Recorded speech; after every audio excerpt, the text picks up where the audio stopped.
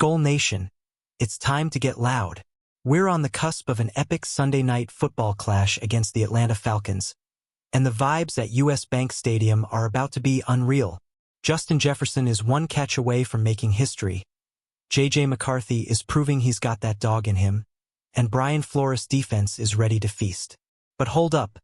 There's drama with injuries, play clock hiccups, and a matchup that's got all of us on edge. Ready to break it all down? Let's dive into the top Vikings news and updates for 2025. What's the one thing you're most excited to see this Sunday? Is it Jets breaking records or McCarthy lighting it up?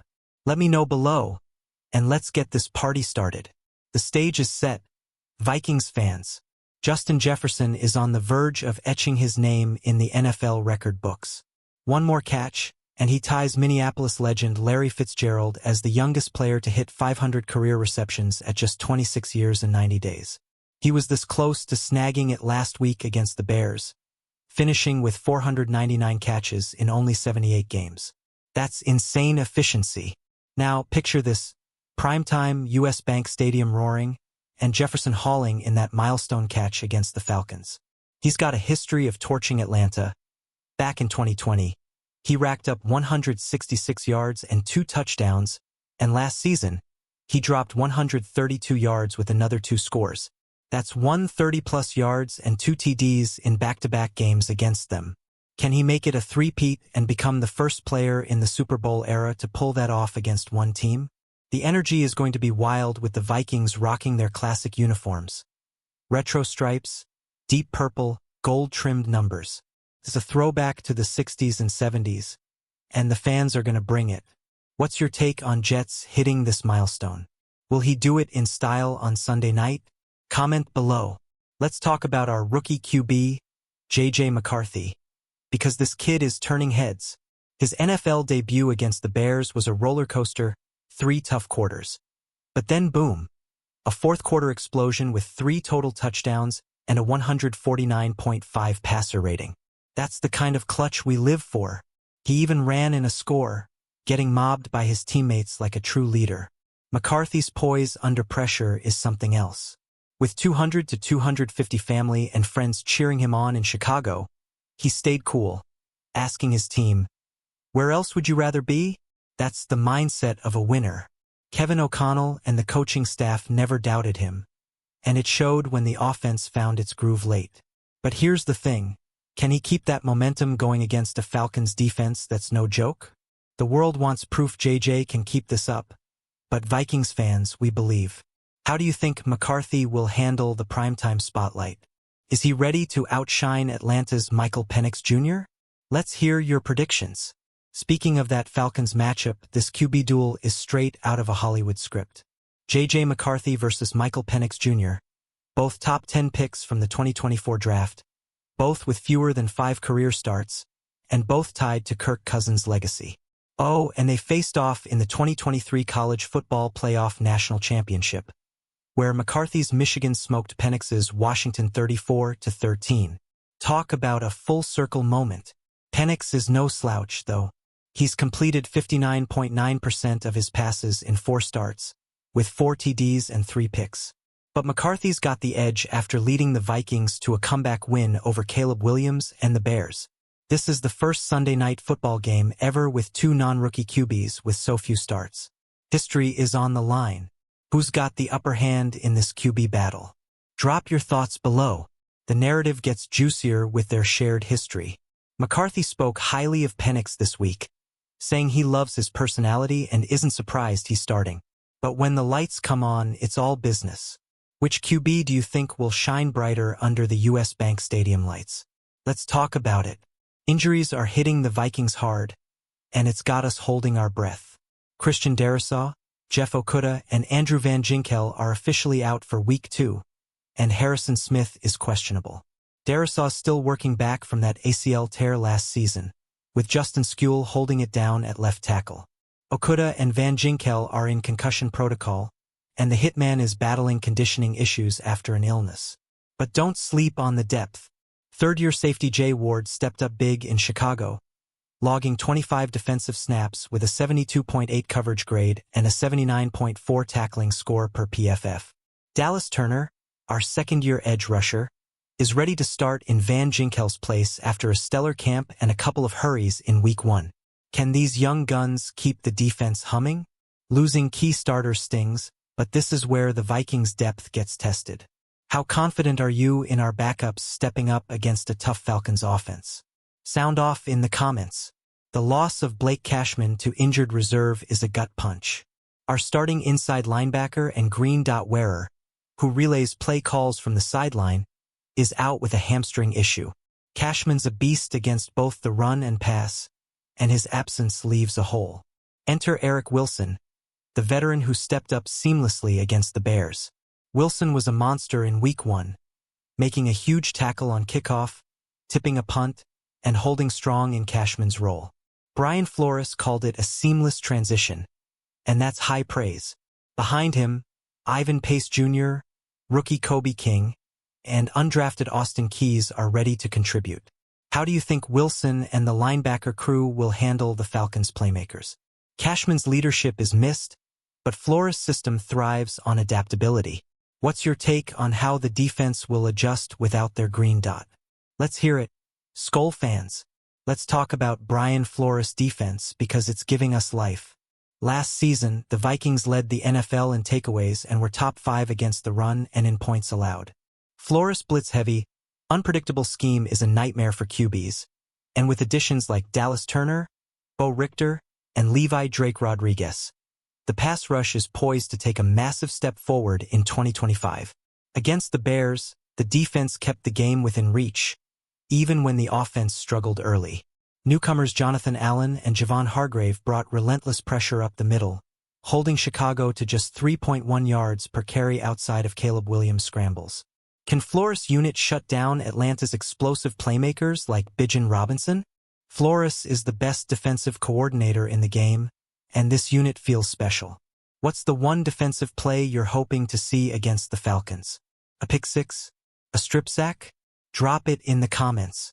Bijan Robinson is a problem, folks. Atlanta's running back is a legit all-purpose threat, racking up 100 receiving yards in Week 1 despite being limited to 24 yards on the ground.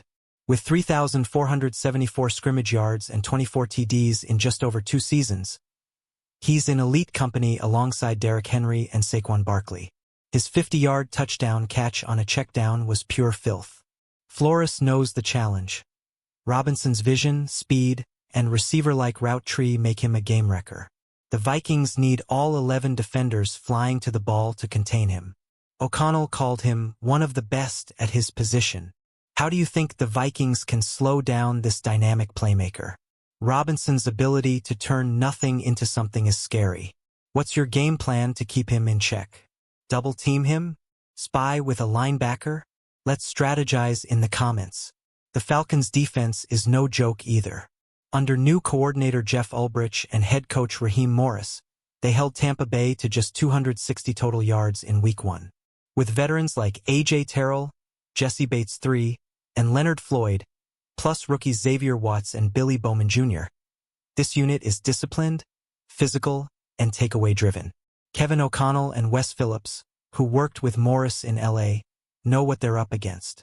The Falcons blend Morris and Ulbrich's schemes, creating problems for offenses early in the season. Can the Vikings' offensive line, which gelled in the second half against Chicago, protect McCarthy and open lanes for Aaron Jones and Jordan Mason? This matchup is a chess game. How do you see the Vikings' offense attacking Atlanta's defense? More play action? Quick throws to Jefferson? Share your thoughts below. Play clock issues had us sweating in the first half against the Bears.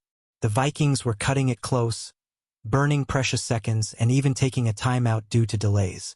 Fans like Bruce from Gilbert, Arizona, cringed, remembering past coaching regimes that struggled with clock management.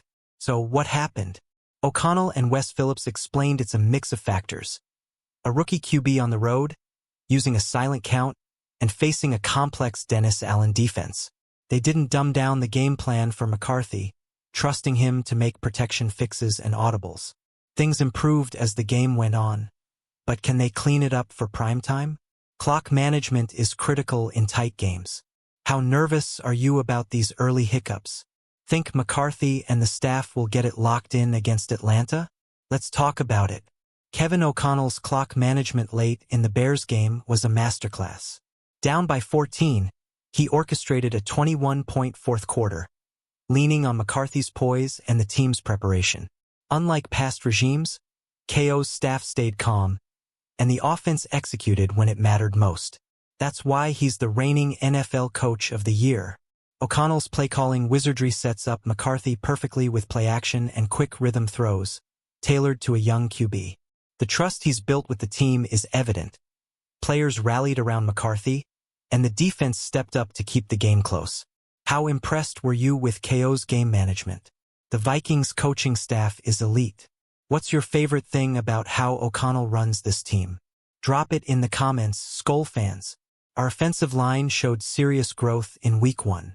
The first half was shaky with 4 new starters: Will Fries, Ryan Kelly, Justin SKOL, and rookie Donovan Jackson, joining Brian O'Neill.